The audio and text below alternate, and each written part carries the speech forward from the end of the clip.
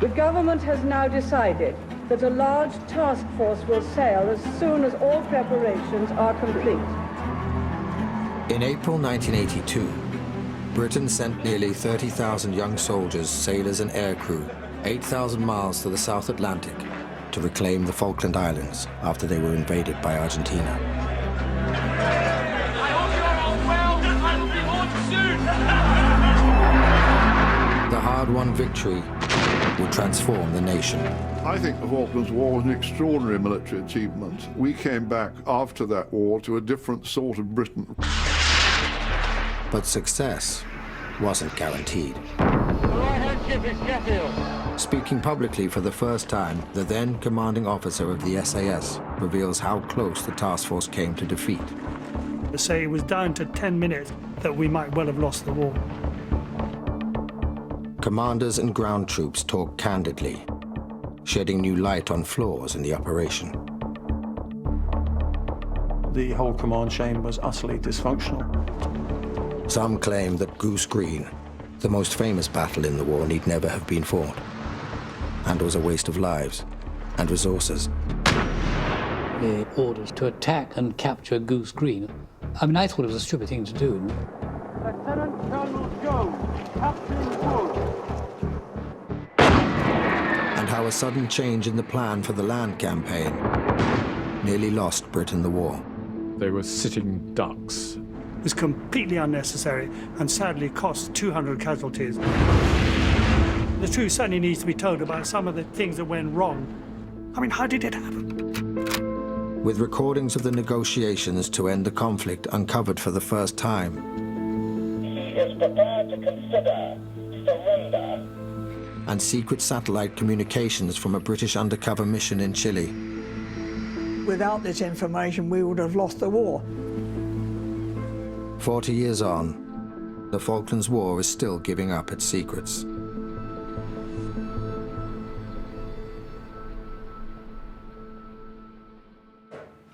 Everyone happy? Okay, good.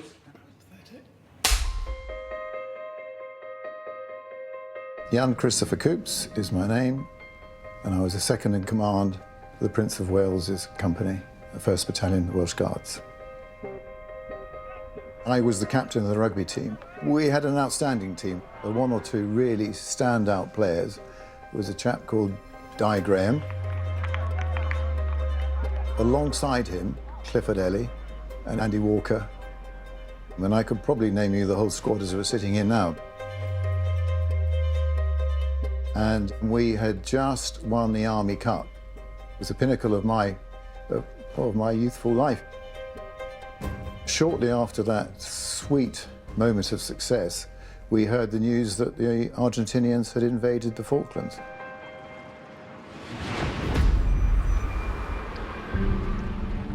It would appear the sun has set on yet another corner of the British Empire, this one far down in the South Atlantic. Argentina today invaded and seized the Falkland Islands, which have been under British rule for nearly 150 years. At 2 o'clock in the morning, I was telephoned by Jeremy Moore, my boss, and he just said, bring your brigade to short notice and sail on Tuesday. This was Friday morning. I was at home and the duty driver knocked at the door and he says, you've got to get back into camp. I says, why? He says, the Argentinians have invaded the Falklands. And I'm thinking, Falklands, that's got to be a Scotland. Why would they attack Scotland? In 1982, Britain was unprepared to launch a military campaign to reclaim islands 8,000 miles away that few could find on a map. The previous year, we'd just really been hit by the Not Defence Review. It was going to take away our carriers, our amphibious ships, possibly even the Royal Marines. And the discussion went along the lines of, we really need a war against somebody, just to show the country and the politicians how good we are. If the frantic diplomacy failed, thousands of British troops would need to launch a land campaign on the Falkland Islands to retake them. The task was given to 3 Commando Brigade, 3,000 Royal Marines backed up by 2 battalions of paratroopers. But first, the Navy had to transport them to the South Atlantic and land them on the islands. It was the biggest amphibious logistical challenge since D-Day. It was scary. And time was short. It would take at least 7 weeks to get a naval task force to the remote islands. And the South Atlantic winter was less than 75 days away. We knew that this was all going to happen 8,000 miles from home, which is an awful long way. We knew that the weather was liable to be dreadful. In wars, things have a ghastly habit of going horribly wrong.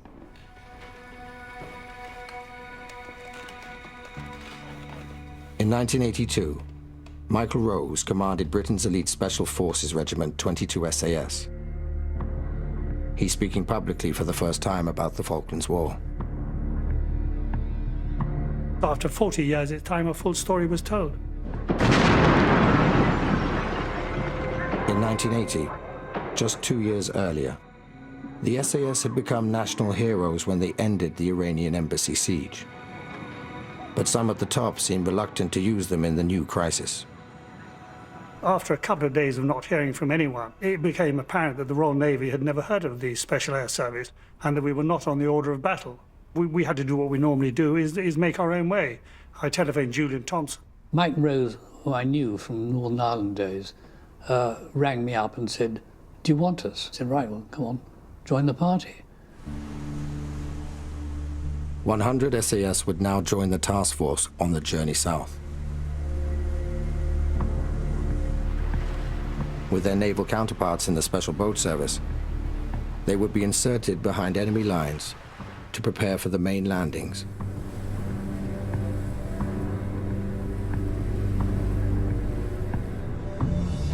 It wouldn't all be plain sailing. We were badly equipped. We hadn't got enough of many things that we could expect to have going to war. And it was all, what's the expression? A lash up. That's a naval expression. A very British lash-up was about to be complicated further.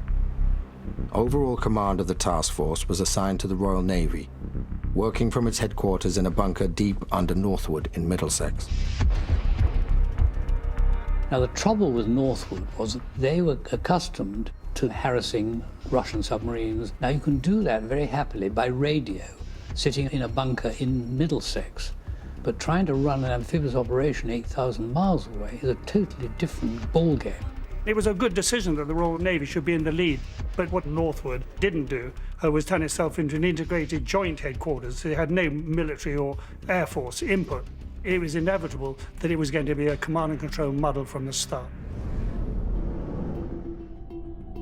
Admiral John Fieldhouse would oversee operations from the Middlesex bunker.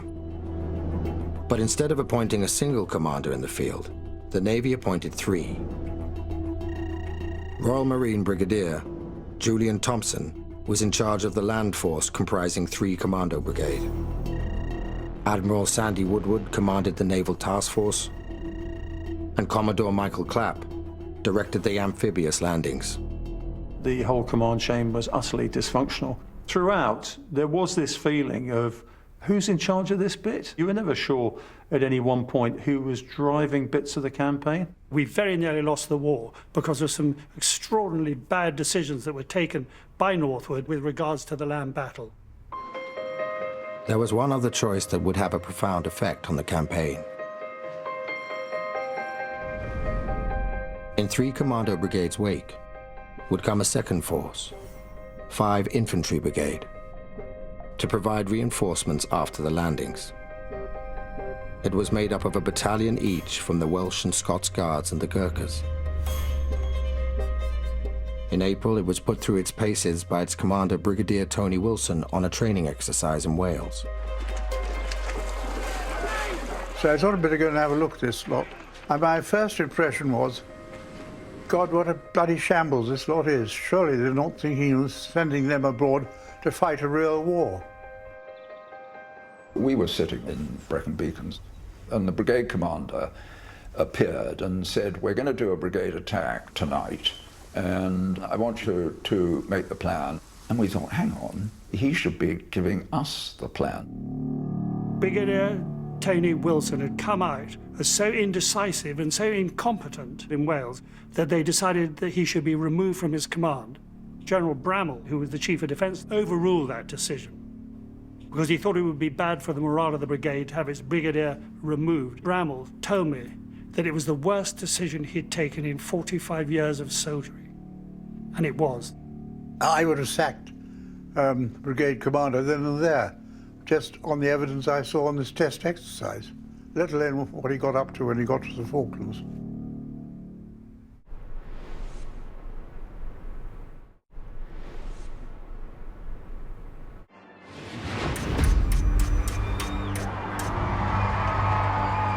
When we sailed from Southampton, suddenly everybody's waving the Union Jack again, and suddenly all the jingoism, it's all back. It's back to Kipling and standing there on the quayside waving the flags up to go off and fight Johnny Foreigner somewhere on the other side of the world. On board were the men who would launch the initial landing, the Marines and paratroopers of 3 Commando Brigade.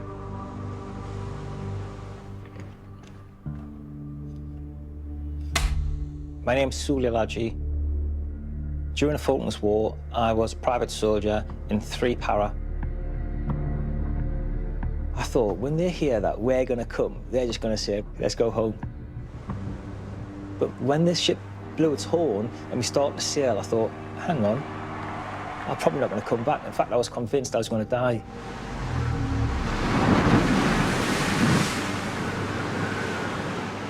For years, the army had been mired in the Northern Ireland troubles.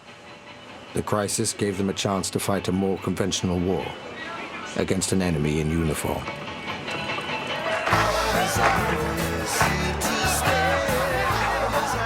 All the way down, we kept getting little news snippets of what the politicians were trying to do and head off this war. We were hoping the politicians weren't successful. We were all sort of anxious to, come on, let's get down there and get on with it. You know, when I look back now, I think it was great, you know.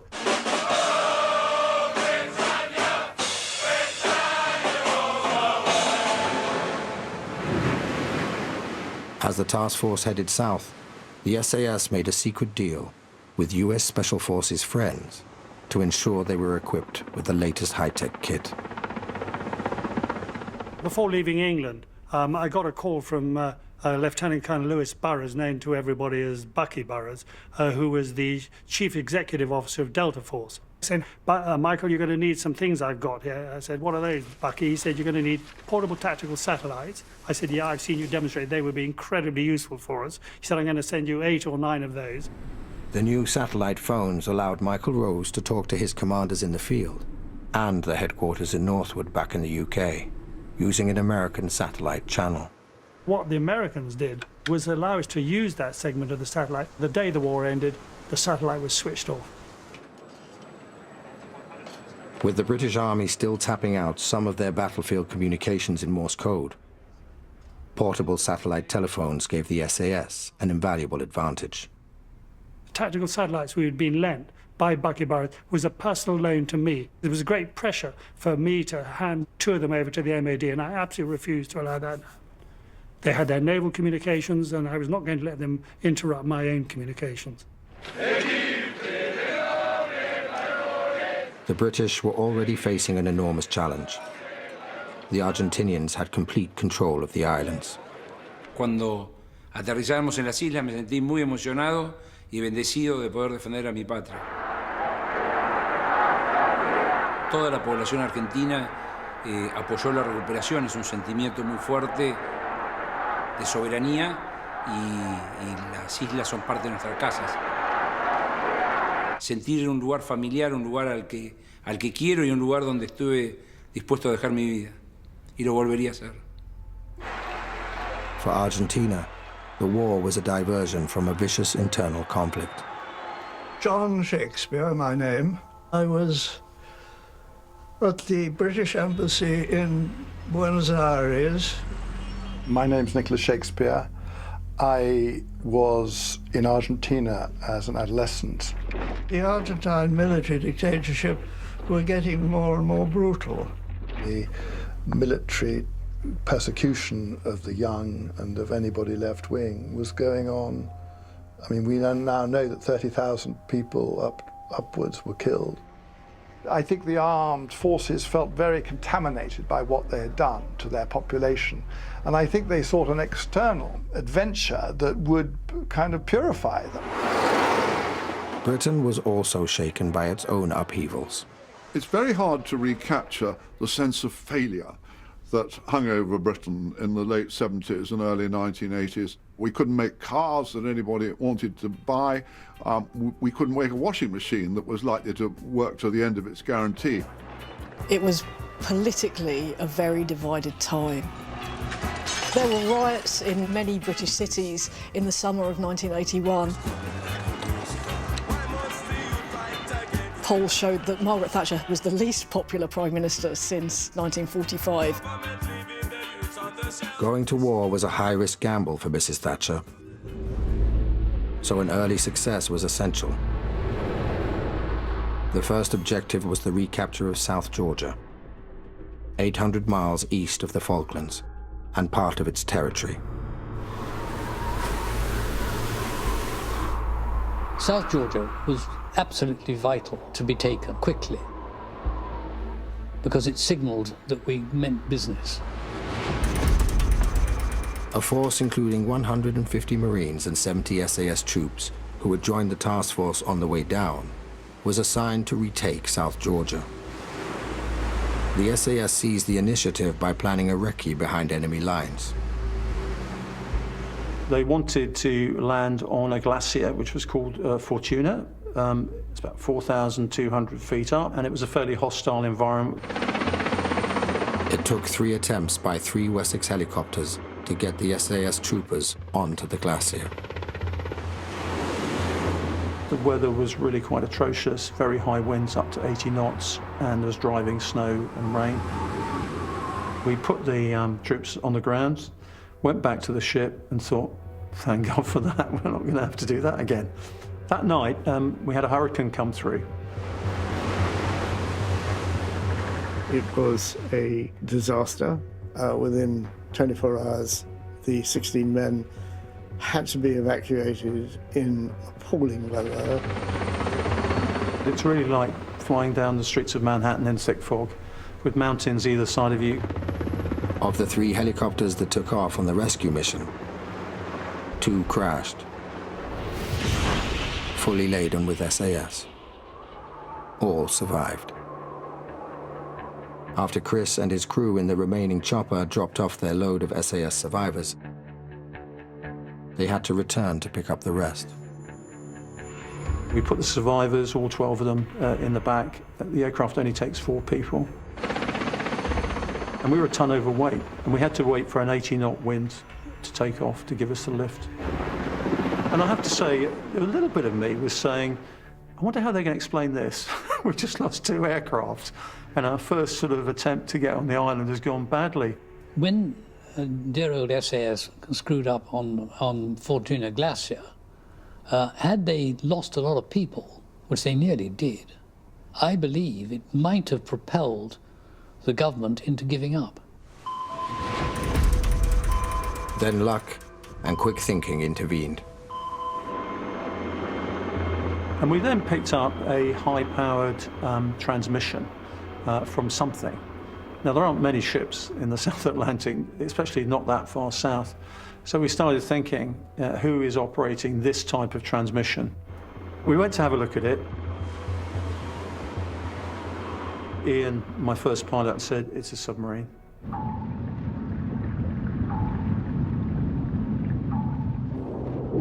He was just breaking the surface with his fin. We ran in, we dropped the depth charges, and the whole back end of the submarine blew out the water. It totally transformed the situation at South Georgia, because with the submarine out of the way, it meant that we could go ahead and do almost what we wanted to. Royal Marines and the SAS went ashore, but before they could engage the enemy, HMS Antrim shelled Argentine positions, and they surrendered without a fight. Margaret Thatcher must have been tremendously relieved. It must have been the first moment when she really felt her judgment vindicated. The white ensign flies alongside the Union Jack in South Georgia. God save the Queen. What happens next, Mr. Knott? Thank you very much. Just your reaction, rejoice at that news and congratulate our forces and the Marines. Rejoice. As Mrs. Thatcher celebrated, the SAS were planning to insert patrols onto the islands by helicopter to prepare for the main landings. But official reluctance to help meant they had to use their own initiative. Admiral Woodward, the planning conference, asked me who I was and what my contribution could be, which I told him. And he then said to me, well, Michael, that sounds absolutely wonderful. Please do the best you can, which in fact were the only orders I got through the rest of the war. Unfortunately, his staff didn't pick up on that and give me the logistic support I needed. So I had to sort of wing it, using old contacts and common sense. To get behind enemy lines, the SAS needed the helicopters of 846 Squadron. The squadron commander, I by chance had been at the same school with him, so we had certain things in common. And we found it very easy to talk to each other. Well, there was a daily tasking conference. I tended to take the brief and then go and talk to Mike, and he would tell me what he actually needed. Throw the rule book to the wind, get on with what you know is best, work together, and let's win this war. And that's exactly what we did. 3 weeks before the invasion, 846 Squadron inserted special forces using a new generation of night vision goggles. SAS patrols were flown onto West Falkland. Others were landed at strategic spots on East Falkland, overlooking Port Stanley, at Darwin Goose Green to monitor the Argentine garrison there, at Bluff Cove, seen as a potential landing zone, and Mount Kent, 10 miles from the capital. Ship right ahead on that bearing. Ask sonar to identify each target if we can. 1 month after the crisis erupted, the conflict escalated dramatically.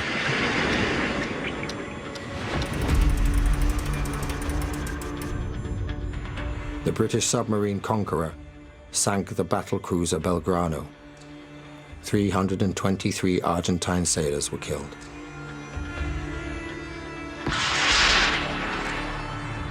Retaliation was inevitable. It's a right-hand ship. The right-hand ship is Sheffield.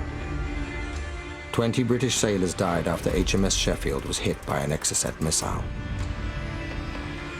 It was a sobering moment of, this is it, you know, it started. The loss of the Sheffield highlighted the vulnerability of the task force as it closed in on the islands. The manuals say that you should not have an amphibious landing unless you've got air superiority, and here we are without air superiority. To help protect the fleet, a secret weapon was needed. It came in the form of a wing commander from the sales department of the Ministry of Defense, now speaking for the first time about his exploits.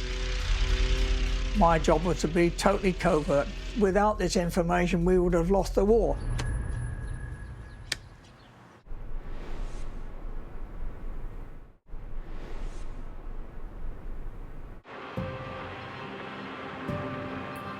By sinking the Sheffield, the Argentinian Air Force had proved it could stop the task force in its tracks. Something had to be done. Lieutenant, what was that? My name is Sid Edwards. I was a wing commander at the time of the Falklands War. I was mowing the lawn in my little house in the Thames Valley when my wife threw the kitchen window open and said, "Darling, there's an air marshal wants to talk to you from London."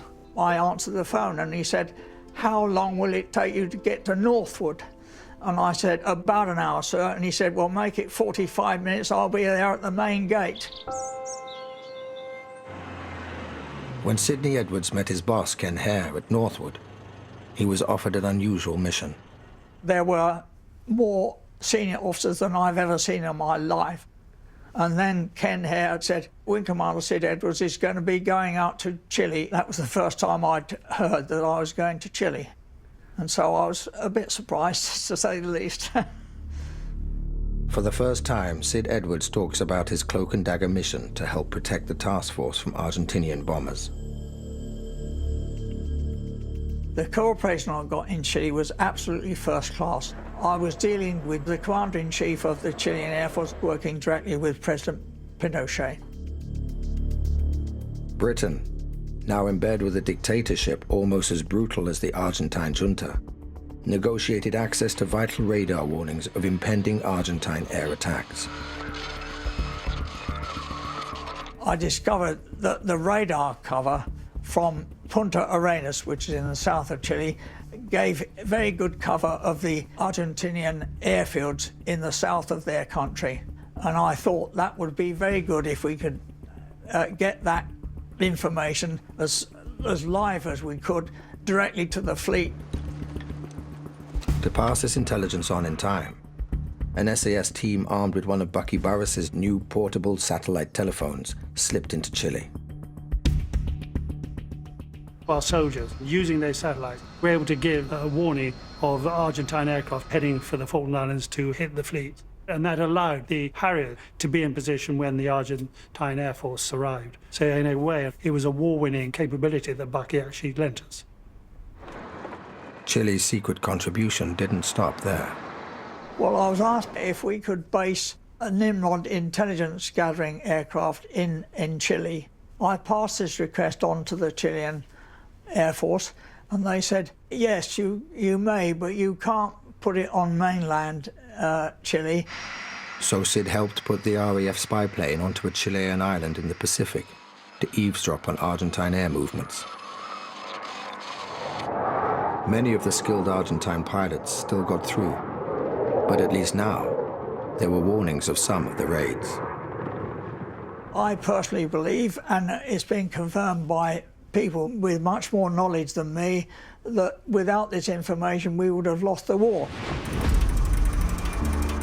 Argentine aircraft already on the Falklands also threatened the task force. With invasion looming, the SAS and 846 Squadron improvised a daring raid to take out a force of Pucara aircraft. How the raid actually came about is revealed for the first time. The Argentine Pucara is an extremely capable ground attack aircraft and could do a lot of damage to Julian Thompson's troops moving in very open terrain. So it was essential that we diminished their numbers of Pucara. There still remain 8 of them in Pebble Island, and so Julian asked me if we could destroy those. The raid on the airfield on Pebble Island was initially vetoed by Admiral Sandy Woodward. To launch the Special Forces helicopters, vulnerable warships would have to come within reach of the Argentinian Super Étendard aircraft. We persuaded Admiral Woodward by talking about a radar which we suspected was on Pebble Island, and so he became obsessed with this radar and said, how can we destroy it? An SAS raiding party was inserted near the Argentine base. In a surprise attack, with the support of naval gunfire, 11 aircraft were destroyed.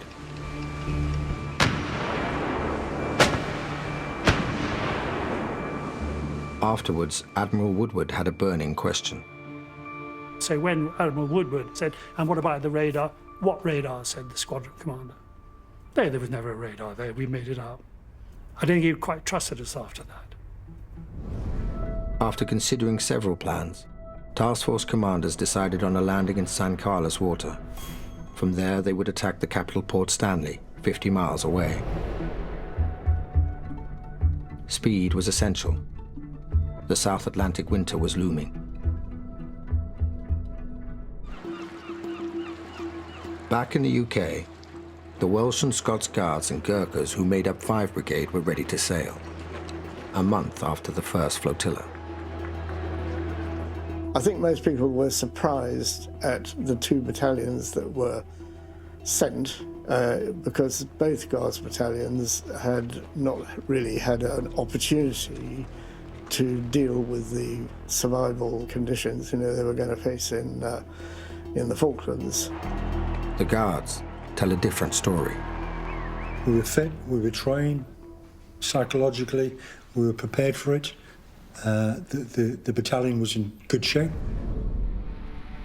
Sailing with 5 Brigade and its boss Tony Wilson was Royal Marine General Jeremy Moore. On his arrival in the Falklands, Moore would assume overall command of the land forces, allowing Julian Thompson to focus on the battles to come. Before departing England, Moore was questioned about his strategy. Very senior British Army general said to him, so what are the plans for after the landings have taken place? Jeremy Moore said to him, there are no plans. He said, well, there have to be some plans. He said, I shall decide what the plan for onward movement from San Carlos Water will be after I've got to the Falkland Islands. But he didn't get to the Falkland Islands till the 30th of May, when the war was almost over. In the meantime, Julian Thompson and his men pressed on with their own strategy for winning the war.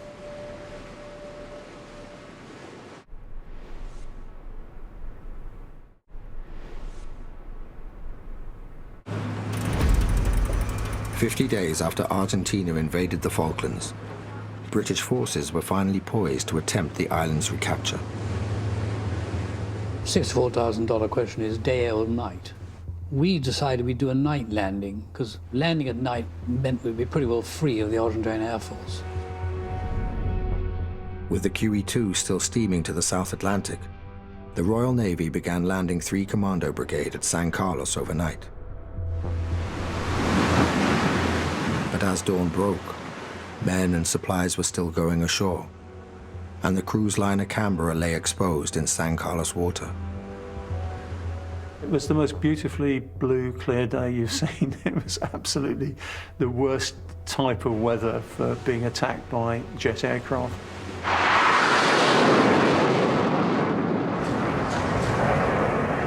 Suddenly, enemy air attacks came in from all directions. And I personally was really frightened because Canberra was stuffed with ammunition and fuel. And if we'd actually been hit, it probably would have been a serious disaster.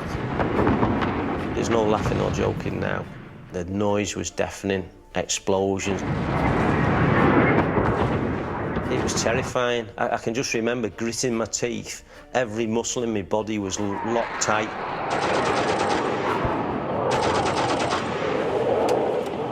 The gun crews, mostly 17 years old, soon had more battle experience than anyone else in the Navy. They start shouting up on the radio, 2 hostile aircraft, 50 miles, 5 minutes, heart rate's getting faster, mouth's getting drier. The adrenaline's picking up now, and these 2 Mirages come screaming through the sound. They're literally at our eye level. I'm just trying to put a wall of lead down ahead of the Mirage at the right elevation so it flies through it. So I'm chugging away. And I can hear behind me this size, and he's jumping up and down like, you know, his team's won the cup. And I'm going, yeah, brilliant, you hit it, you hit it. I'm only 17, and here I am on the bridge of the Camera shooting at fighter jets.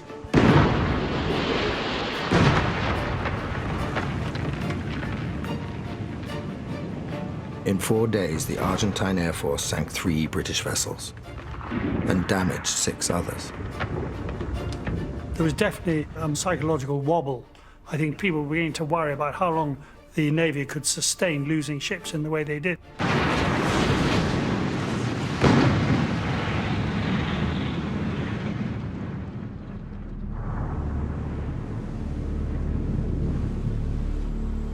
The British ships suffered heavy losses. The ground troops landed unopposed. It took 6 weeks to sail down there, and every day, twice a day, I'd waxed my German paratrooper boots, and I'd wrapped tape around the top so the water wouldn't get in from the top. And then I ended up in the water. As I was walking, I thought, the boots are good, the boots are good. No, they're not. The water started coming in, so I had wet feet from day one, and I was not a happy soldier. British troops were now 50 miles from Port Stanley. But the small SAS patrol on Mount Kent was just 10 miles from the capital.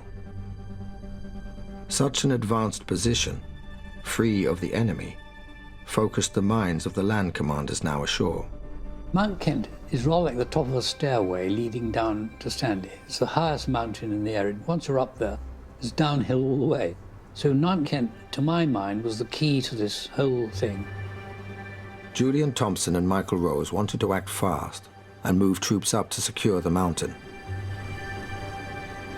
And we should have moved on the 25th of May, 4 days after the landing. From there, the British artillery could shell all their positions.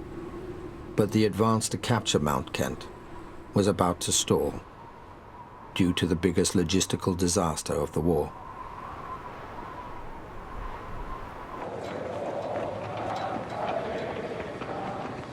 I remember thinking and saying to all my fellow officers, the 25th of May is Argentina's National Day. It is inconceivable that they won't conduct a big strike.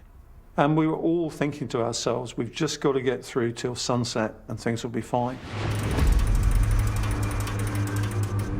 The biggest British supply ship, Atlantic Conveyor, moved in with a naval escort to unload its cargo. I have to say that I wasn't aware that Atlantic Conveyor was coming in daylight. Unlike the Royal Naval vessels, the civilian container ship had no anti-missile protection. When the convoy was attacked by Exocet missiles, the warships fired aluminium strips, known as chaff, to attract the projectiles away from their targets. But behind the curtain of chaff lay the Atlantic Conveyor.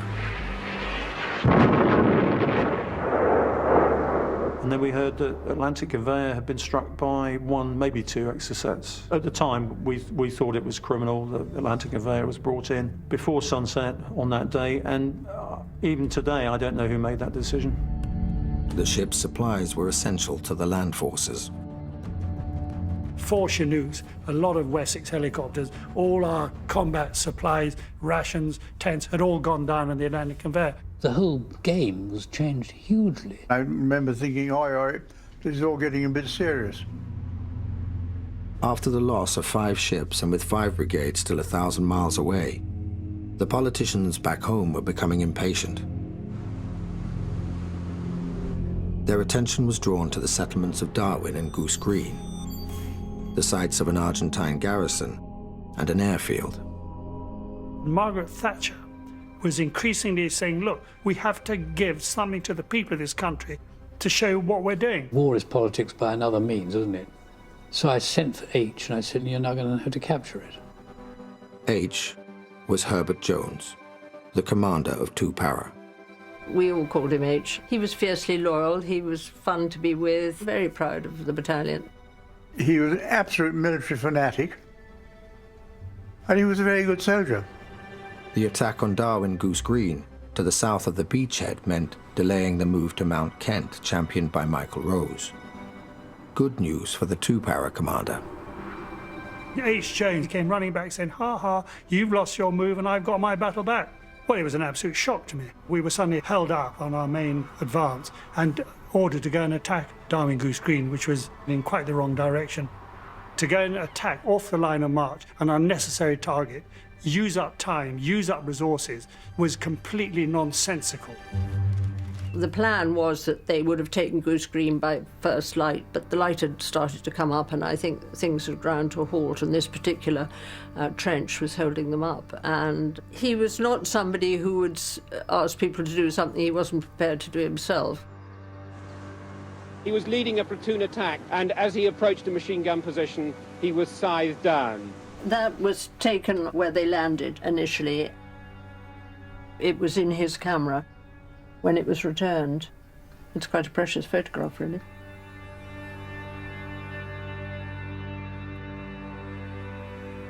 "20 Paras were killed in that battle, including my good friend H. Jones.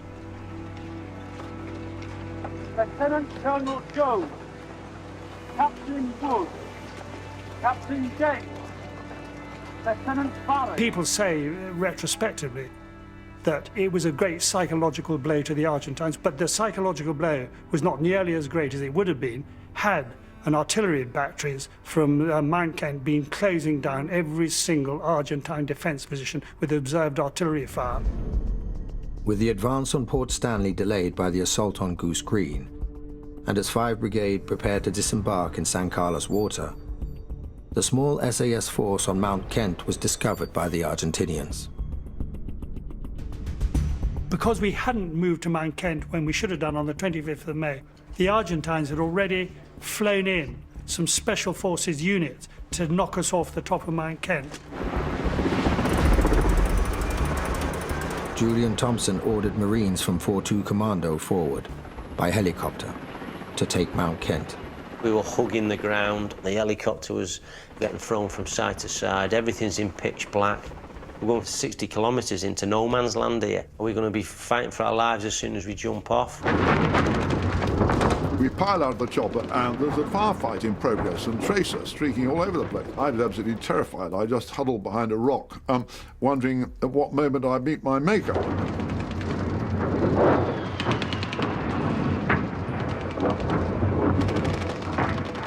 By the time we got there, the Argentine Special Force were almost up onto the ridge from which they could have brought direct fire down onto the landing helicopters. Then, as Julian Thompson said, it would have been game over. Si la operación hubiera salido 10, 15 minutos antes, posiblemente nosotros hubiéramos estado en fuerza superior en el lugar y las fuerzas británicas hubieran estado llegando en su forma más vulnerable dentro de los helicópteros, sujetos al fuego de nuestra gente desde tierra. So it was down to 10 minutes that we might well have lost the war.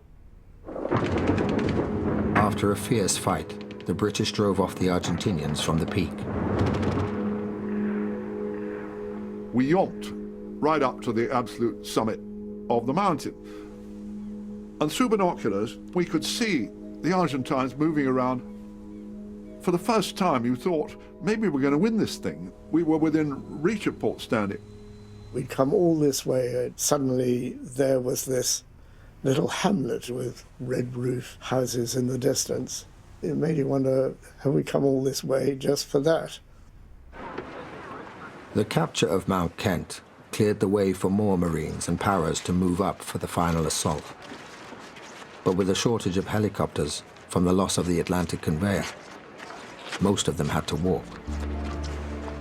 Everybody forgets how large the Falklands are. Taken together, the landmass is the size of Wales. The 3 Para and 4-5 Commando were the only ones that walked across the island. It was about 90 k's. We all had about 150 pounds on our back. The ground was terrible. And if you stand on the tuft of grass wrong, you slide off and you can snap your ankles.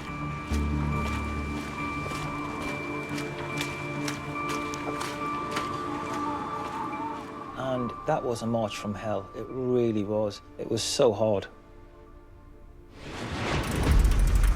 With Marines and paras now advancing across the north part of East Falkland, Julian Thompson and his team still favoured a swift strike on the capital. But the arrival of Jeremy Moore and Tony Wilson's 5 Brigade at San Carlos put a stop to that. I was about to give orders for our attack when I was told about the move round to the south, and I stopped it. Moore proposed a new plan, moving 5 Brigade along a separate southern route, a so-called Great Leap Forward, allowing them to catch up with the Marines and paras. Now scant resources would have to be shared between 2 brigades. I didn't for the life of me think that I would have to look after the logistics of 5 Brigade as well. I had to divide my very slim resources twice as much as before. And I did get over and see the commander of 5 Brigade to try and bend his ear a bit, and I came away empty-handed. I think that's probably as far as I dare go. We'll tell you everything that we know at this time. I'll also tell you what I intend to find out, as soon as I may find it out, and how I intend to find it out. And at the end of the day, well, then you'll be right up to speed, totally in my mind, and you'll know exactly what's going on. Tony Wilson said the intelligence is going to be so good that you'll know the name of the man in the trench opposite. And we all thought, yeah, The only real intelligence we got was off the BBC World Service. And that bloody idiot Wilson took it upon himself to mobilise his brigade and start moving along the south. Crazy thing to do. I've long had my eye on moving as far forward as I could get, so that I could get myself poised for whatever comes in what you might call the final phase. And certainly, Fitzroy and Bluff Cove were two places that we particularly wanted. I perceived that Tony was engaged in some sort of race with 3 Commander Brigade to get his chaps there first. The thing about military setups is everyone thinks about their own side. You know, even people on your own side who aren't part of you are the enemy. Brigadier Wilson wanted 5 Brigade to move quickly, but there was little transport available. His first proposal met resistance.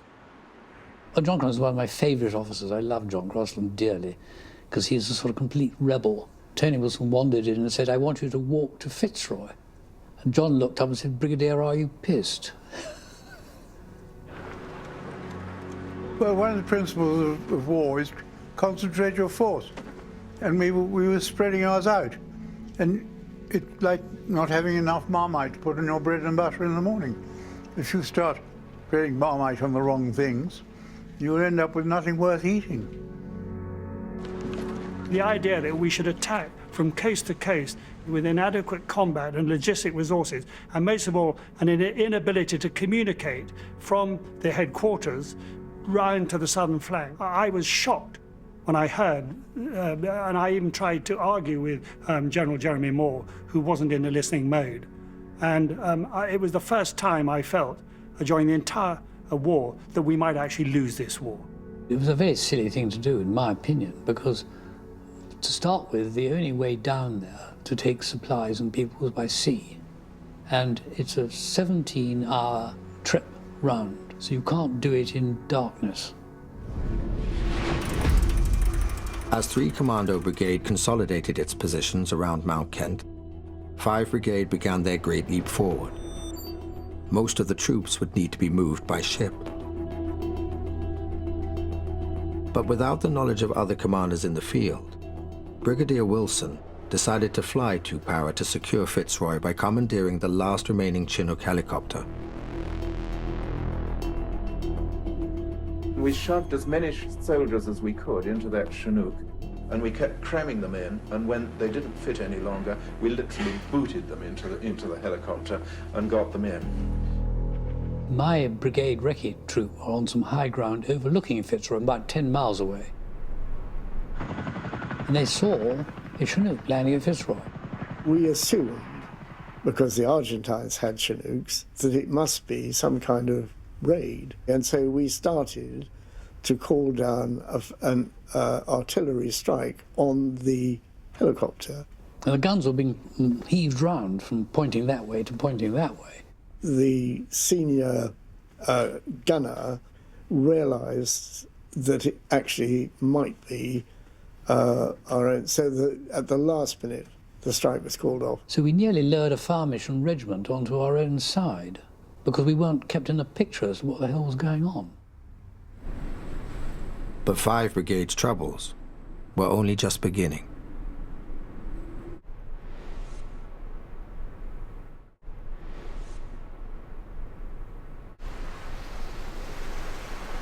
By the evening of the 7th of June, the final shipment of Welsh Guards was being moved to catch up with the rest of 5 Brigade. The only way to ferry them round to the southern forward bases was by ship from San Carlos. This meant a 17-hour journey on the unprotected vessel, the Sir Galahad. We were given a clear set of plans. We would be taken around under cover of darkness and offloaded into Bluff Cove. Things slightly altered. The medical corps was put on board the Galahad to go round to come off at Fitzroy. This delayed our sailing, as a result of which there was not the possibility of offloading us in or around Bluff Cove under cover of darkness. By daybreak, Sir Galahad and another supply ship, Sir Tristram, were off Fitzroy, still short of Bluff Cove. 250 Welsh guards on board the Galahad waited whilst ammunition, a medical team and an anti-aircraft unit were unloaded. I remember seeing what I thought was meant to be escorted with some frigate or some ship or something, which weren't there. That was a bit worrying. We were quite shocked that the ships were out there in the open, somewhere where none of us expected the campaign to have gone, to tell you the truth. In plain sight of an Argentinian observation position, and also during daylight. My concern is, why was it taking so long unloading? I spoke to the commanding officer. I tried to urge him to get off. They were sitting ducks and totally open to Argentinian air attack. He advised us to get off as soon as we could, which my immediate boss understood, wanted to clarify orders, but at the end of the day, we wanted to get ashore as soon as we could.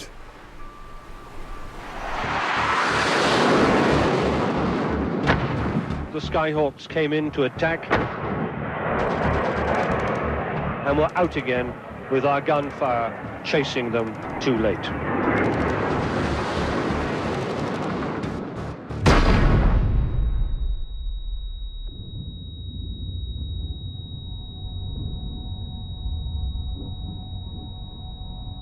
There's a massive explosion. The whole ship rocked and everything went sort of instantly black. There were a load of lads burst through the door and they just shouted, "The ship's been hit."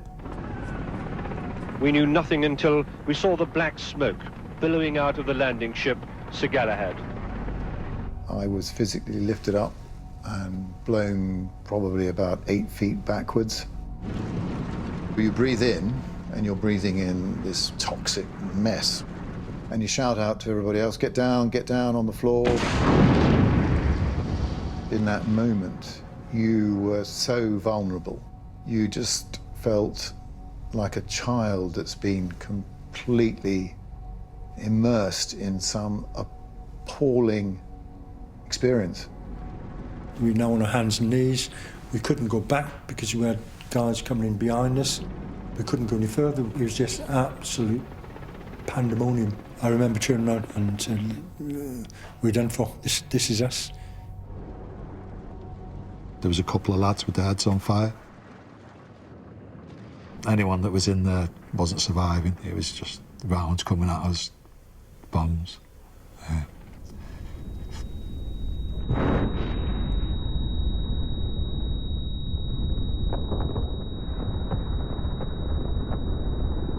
We'd look to see if there's any more casualties, but I think anyone in there was gone. Just horrific, really. I've never seen anything like that before, and probably never seen anything like that afterwards. Sorry. Every boat and landing craft went out to help. The unanswered question was, why hadn't they been used 5 hours earlier to get the men off as soon as they'd arrived?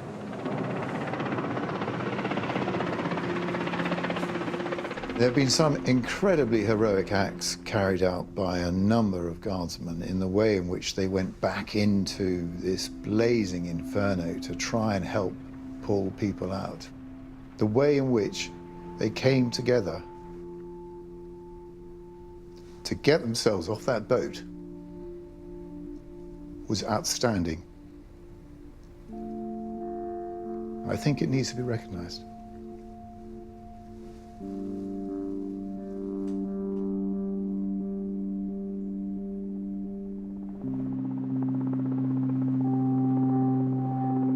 I mean, what were we doing? Tracking a thin red line coast to coast? I mean, how did it happen? Had we rolled the attack on the 30th of May, when Julian Thompson felt he was able to do it, then of course we'd have probably won the war in the next 2 or 3 days, and we would have never had to suffer the awful losses that we did incur by aiming up a southern flank. This great leap forward was completely unnecessary and sadly cost 200 casualties from the attack on the Sir Galahad.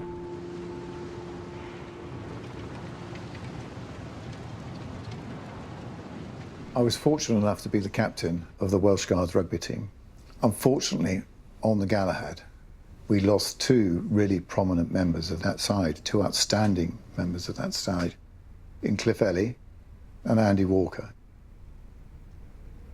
There hasn't been a day since the 8th of June, 1982, that I have not remembered them in some way.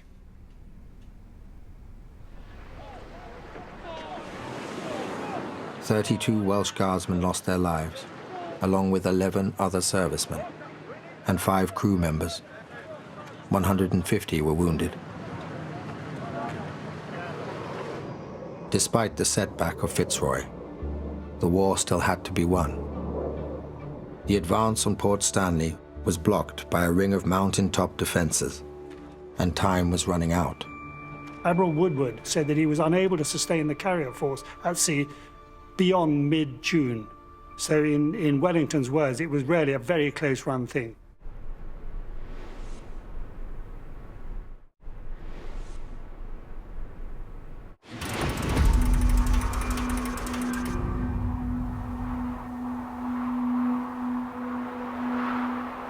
I've never been so cold in my life. It was the wind chill. But on top of that, every couple of hours, you got a torrential rainstorm. Some people went without resupply of food for 3 days.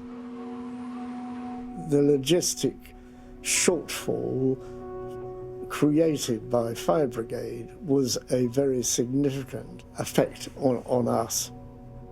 I can remember being starving, hungry. We were making 24-hour ration packs stretched to 2 or 3 days. We were using water out of muddy puddles. Very grim existence. Boots simply were hopeless, and trench foot became an increasing issue. In the morning, when I looked at my feet, I couldn't believe it. They were like size 15, they were massive. The pain I was going through was like someone had grabbed your foot, got a needle, stuck it in and started scratching the bone. There was no danger of being defeated by the Argentines. There was a serious danger of being defeated by exposure. If we'd had to go on for another 2 weeks, probably things would have been different.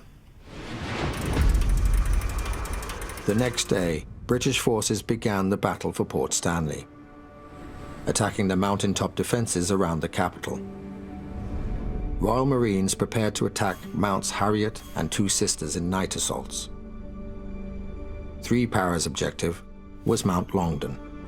The Sergeant Major, Johnny Weeks, what a man, amazing man. He gave his speech, and he said, if you've got a God, perhaps you might want to pray to them, and some of you might not come back. He gave us the truth, which is what we needed. We knew we were going to go into Hell's Gates. We then set off, and it was silent, and I could see Mount Longdon. It was a silhouette, and it reminded me of Scooby-Doo when you see the haunted castle in the silhouette. My skin was alive, it was prickly, it was really weird. As we got closer, I heard that noise, the explosion. A friend of mine, Brian Mills, stood on the mine, and he was in agony. And then the whole world lit up. It was pitch black. The sky changed colour with the illuminating rounds. It was just hell. The guy who was just 1 foot away from me got shot in the eye and went down. The guy was dead before he hit the ground. Nosotros, en ese momento era matar o morir, no nos importaba nada. O sea, fue muy duro. Nos tiraron con todo. O sea, y bueno, lamentablemente tuvimos que retroceder. Ya habíamos perdido mucha sangre, muchos heridos, muchos caídos.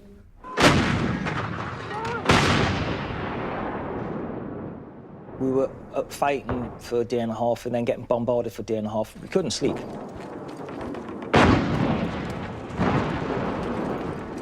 All of a sudden, this flash just went past my eyes and I dropped down And I looked up and I could see a sniper taking a headshot at me.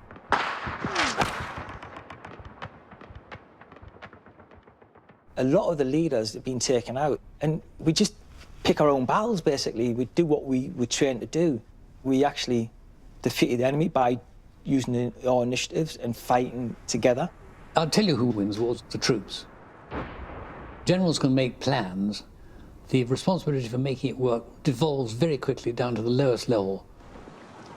In the battle for Longdon, more than 200 British and Argentine troops were wounded, and 50 killed. After we defeated the enemy, we had to then look after our dead. It's only right and proper. To pick them up and move them was the worst thing I've ever done. It actually is one of the triggers for my PTSD today, because I keep seeing a certain incident where I had to remove one of our soldiers' helmets and it wouldn't come off. So I got told to kick it off. And when I did, I wasn't expecting to see what I saw. But that haunts me to this day.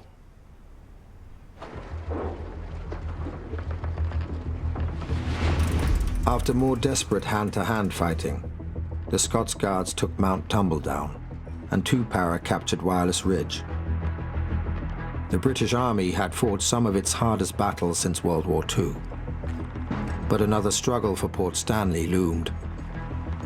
Se pretendía que se moviera la gente de las posiciones, se saliera a combatir en forma ofensiva.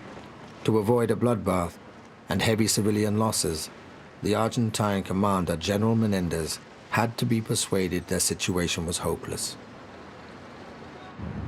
Michael Rose opened negotiations and relayed them back to London using the portable satellite phone. The General is in consultation with his colleagues on this point and has just returned, so I will come back to you in a moment. Acknowledge, over. Listening to them now after 40 years really makes the hair go up on the back of your head, hearing a sort of a voice from 40 years ago who did not know what the outcome of the negotiations would be. No one's ever listened to them before.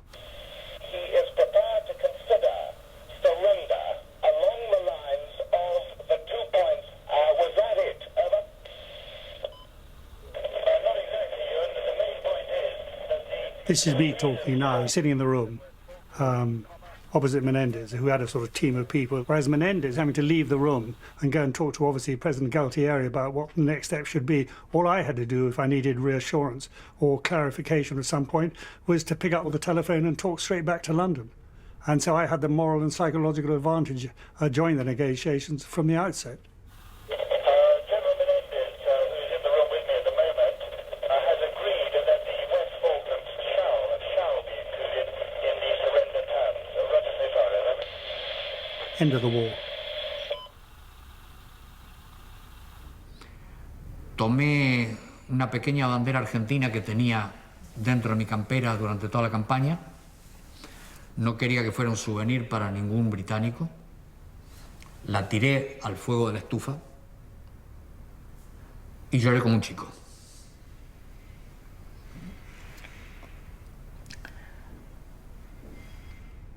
Yo no creo en guerras justas e injustas.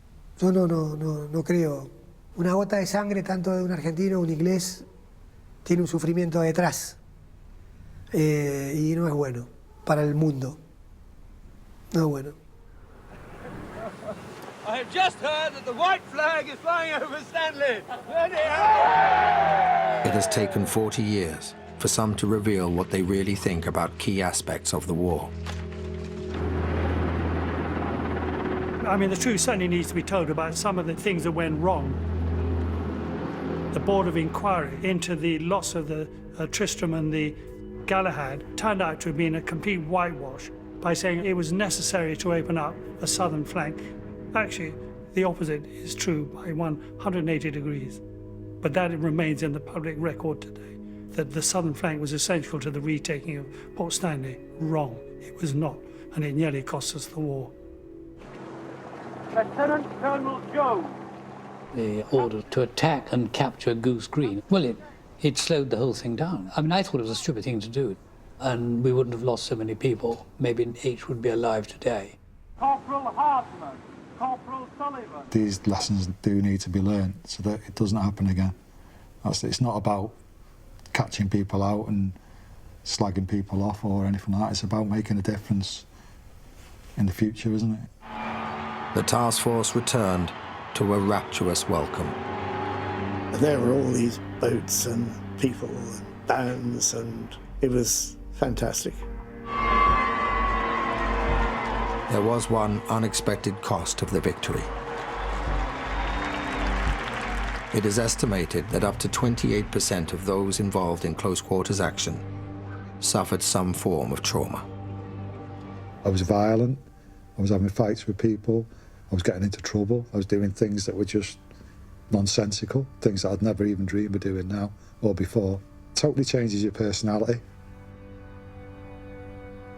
40 years on, it's a long time, but in many ways it's no time.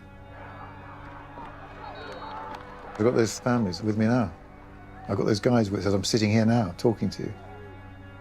They've been with me every day of my life and will be so. And then wherever we go at the end of life, I'll go and join them. There we are. It's the end of the British stiff upper lip. It would have been unthinkable to a previous generation of veterans to talk about their combat experiences. And in a way, it also indicates a breaking down of rigid class divisions. I think the Falklands War was an extraordinary military achievement. I don't think it's just sentimentality to say that we came back after that war to a different sort of Britain from the Britain that we left. And we discovered that even if we weren't very good at making motor cars, we could still win a jolly good little colonial war. It was crazy, but it was wonderful. So I went back to the Falklands in 2002, and we looked out, the water was still, and we just started crying. It was uncontrollable, crying with our shoulders rocking up and down. I've never felt like that before in my life. The last day, I got up Mount Longdon where the sniper took a headshot at me.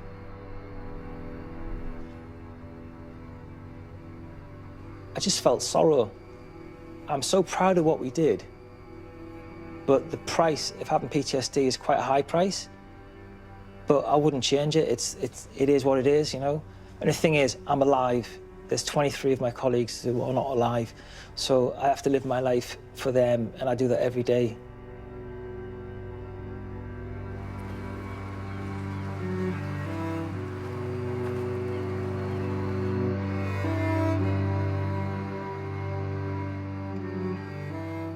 And support information can be found online at channel4.com/support.